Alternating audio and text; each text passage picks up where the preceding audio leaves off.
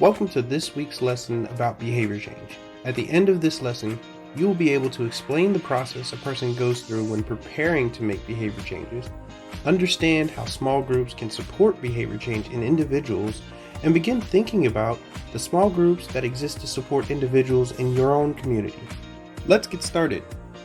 How would you define behavior change? Is it processing information differently and making choices that you wouldn't normally make? Or is it learning a new skill and breaking an old habit? The truth is, behavior change is all of these things, and it can mean something different to everyone. It's important to remember that doing things differently doesn't mean that the old way was bad. It's just different. There is a scientific model that describes the stages that every person goes through as we prepare and eventually take action towards behavior change. Let's look at each of the stages.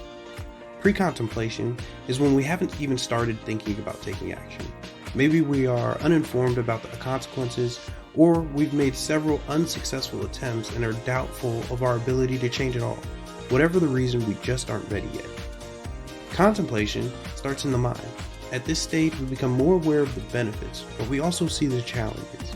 Getting stuck analyzing the pros and cons is common here. The next stage, preparation, is when you've got a plan and you're ready to take action. Think about the behavior changes you've made in your life. This is the time where you get ready for that first big step. Next is the action phase. Others can observe and see us acting or doing things differently. We also begin looking for indications of progress. Maintenance happens over time. As we develop habits, we are less tempted to relapse and strengthen our ability to continue the changes we've made long term.